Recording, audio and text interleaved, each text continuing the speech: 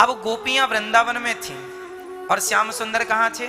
मथुरा में थे। और गोपियां रो रही थीं, हे श्याम सुंदर नहीं आए तो मर जाएंगी।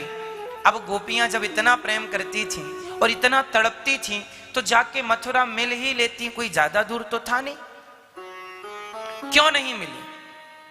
क्योंकि गोपियां भगवान से क्या करती हैं? प्रेम। और आज मैं आपको प्रेम की एक अद्भुत व्याख्या बताने जा रहा हूं। गोपियां भगवान से क्या करती थीं? प्रेम। और प्रेम का अर्थ क्या होता है?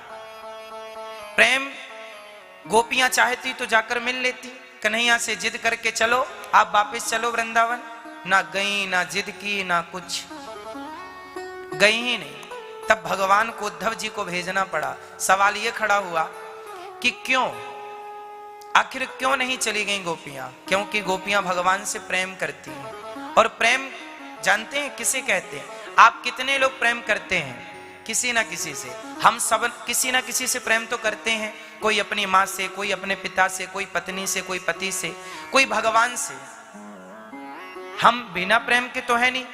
बताओ, आप सब प्रेम करते हैं ना किसी ना किसी से। आप भगवान से प्रेम करते होंगे, अपने बच्चों से प्रेम करते होंगे, पत्नी से, पति से, भाई से, माँ से, बाप से, किसी ना किसी से प्रेम है।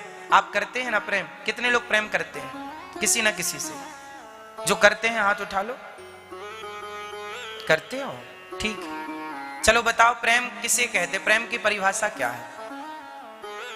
मैया, आप तो करती हो ना प्रेम? पति से, बच्चों से, पोता पोती से। बताओ प्रेम किसे कहते हैं? प्रेम की परिभाषा कितनी सरल है, लेकिन इसे कोई जानने की कोशिश ही नहीं करता। हम प्रेम करते हैं, सबसे कर रहे हैं, पर पता ही नहीं कि प्रेम की परिभाषा क्या है, कहते किसे? समझ लीजिएगा बहुत कम शब्दों में। शास्त्र कहते हैं प्रेम को जब परिभाषित करते हैं तो कहते हैं तत्सुख सुखित्वम। बस इतने सी लाइन में प्रेम की परिभाषा हो गई। नारद भक्ति सूत्र में नारद जी कहते हैं कि प्रेम क्या है? अपने प्रेमी और अपनी प्रियतमा, अर्थात हम जिससे प्रेम करते हैं उसके सुख में ही हम अपना सुख मान लें, इसी का नाम प्रेम है। समर्पण का नाम प्रेम है। अब एक बात समझो, गोपियां भगवान से मिलने क्यों नहीं गईं? प्रेम करती थीं। और प्रेम की परिभाषा कहती है कि गोपियों से पूछा गया कि आप मथुरा चली जाती, पूछ लेती कि क्यों हमें छोड़कर चले गए? तो गोपियां बोली, यदि कृष्ण हमारे बिना सुखी है तो हम जाकर उसके सुख में बाधा नहीं बनना चाहती, क्योंकि हम प्रेम करती हैं और ये प्रेम है।